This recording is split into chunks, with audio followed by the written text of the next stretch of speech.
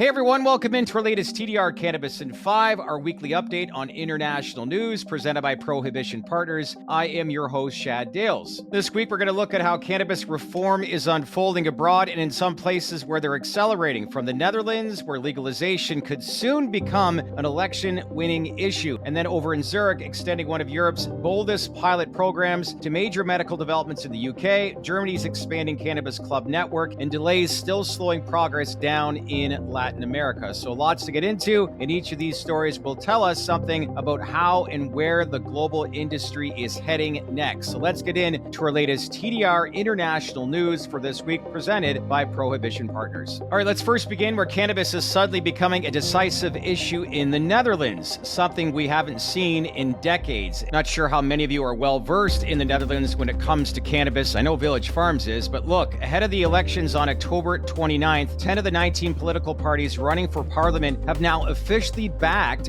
full legalization. What makes this interesting is the diversity of those parties. From the political left to the economic right, they're showing that cannabis reform is no longer a fringe topic, it's now mainstream policy. Hey, America, Congress, Washington, pay attention. So this comes right after the launch of the Dutch cannabis supply chain experiment back in April, which finally brought government licensed growers into the equation. Coffee shops in 11 cities are now legally sourcing cannabis from regulated suppliers, and this is a huge step for a country that's long tolerated consumption but not legal cultivation. And when we look even deeper at some of these numbers, right now they have over 1.1 million active consumers nationwide, so those are numbers that are hard to ignore. They have a legal market that could generate over €1 billion in annual spending, bring in tax revenue, create jobs, and end the gray market confusion that's defined the country's coffee shop model for decades. So get this, because it would be a reality. If the Netherlands actually legalizes through democratic consensus, it's going to send shockwaves through Europe, especially in countries like France,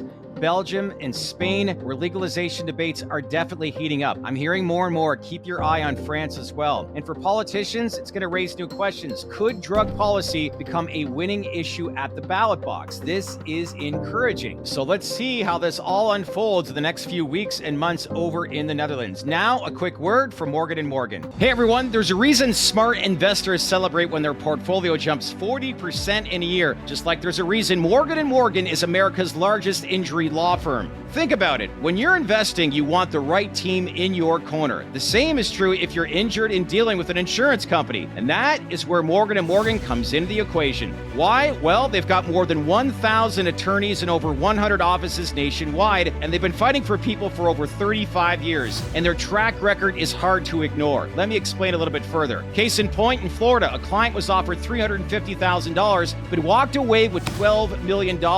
In Pennsylvania, another client, they turned $650,000 offer into $26 million. That's a 40x return. So in total, Morgan & Morgan, they've recovered more than $25 billion for over 500,000 clients. So really, when you hire him, it's like bringing in a legal army that has your back. Because if you're injured due to someone else's negligence, you deserve to be paid. And let's be honest, not all law firms are created equal. But with Morgan & Morgan, their fee is free unless they win. You can start your claim right now by clicking the link in the description below, or by scanning this QR code on your screen with your phone. At the end of the day, if you want what you deserve, make sure you go in with the right team by contacting Morgan & Morgan today. Now, let's get back to the rest of our video. All right, let's now head over to Switzerland, where the country's biggest city is pushing forward with one of Europe's most promising cannabis models. Zurich, which is the largest city, is doubling down on legal cannabis, and the data speaks for itself. Here's what I mean by that. The city council has formally applied to extend its Zurich Can pilot program through 2028, reinforcing Switzerland's reputation as Europe's most progressive testbed for regulated adult use sales. So far right now, 2,300 participants are legally buying cannabis across 20 access points, including pharmacies, a municipal drug information center, and 10 privately operated social clubs. So these clubs, they have been a standout success. I can understand why, offering consumers a safe and social setting that's now preferred by more than half of all participants. So since the program launched, get this, 750 kilograms of cannabis have been sold across 88,000 transactions, diverting more than 7.5 million CHF CHF, or roughly $8 million USD away from, get this, the illicit market. What's even more interesting in all this is that researchers at the university clinic Zurich, they have found no increase in problematic use. In fact, 78% of participants show no use disorder, and mental health indicators are consistent with the broader population. Wow, interesting data coming out of that. Health officials say the message is clear: regulation works better than criminalization. Yeah, you think so. And with national legalization now on Switzerland's legislative agenda for 2026, Zurich's pilot could very well become the blueprint for Europe's next wave of cannabis reform. Who would have thought? Now let's focus on news out of the UK, where the government is finally revisiting how medical cannabis access actually works. So here's the latest. The Advisory Council of the Misuse of Drugs, or ACMD, has just closed its largest ever call for evidence on cannabis-based medicines. This is a big deal. Why? Well, because it's the first comprehensive review since the UK legalized medical cannabis back in 2018. Here's the situation. Despite more than 80,000 active private patients, the NHS has issued only 6 prescriptions in total. 6! So that's a clear sign the system isn't functioning as intended. Yes,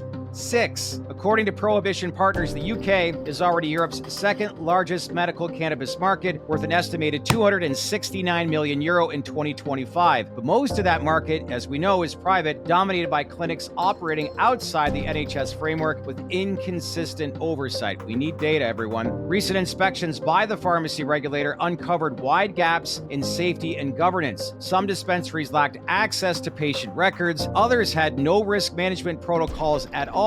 And then groups like Drug Science and the Cannabis Industry Council are now pushing for real reform, including expanding prescribing rights to general practitioners, which would then improve real-world data sharing, integrating medical cannabis into NHS system. This is badly needed. And then for patients, this review could finally bring meaningful change. Why? Well, for businesses, it could determine whether the UK becomes a fully and truly regulated medical market or stays fragmented and slow-moving. So, choice is yours, UK government. Let's get on with this already. Now let's focus on the social side of things in Germany, where cannabis clubs are quietly reshaping how the country's legal access system actually works. 1.5 years after partial legalization, Germany now has 343 approved cannabis clubs, officially known as cultivation associations. And guess what? That number, it's climbing fast. North Rhine-Westphalia leads with 96 clubs, followed by Lower Saxony with 68, the high access rate per capita at 8.5 clubs per million residents. Meanwhile, Bavaria has only 8, showing just how uneven the rollout has been from state to state. Over 50 new license applications are still pending in Lower Saxony and dozens more across the country. But even with this rapid growth, challenges do remain. Why? Well, because Germany's drug commissioner has warned that parts of the law might be overshooting the mark, particularly around THC limits and home grow allowances. Critics fear misuse, while supporters argue that these clubs offer a safer, community-based alternative to the illicit market, and I guess so. But either way you look at this, the model is gaining traction. For consumers, patients, even small businesses, these clubs are becoming the foundation of a regulated market, proving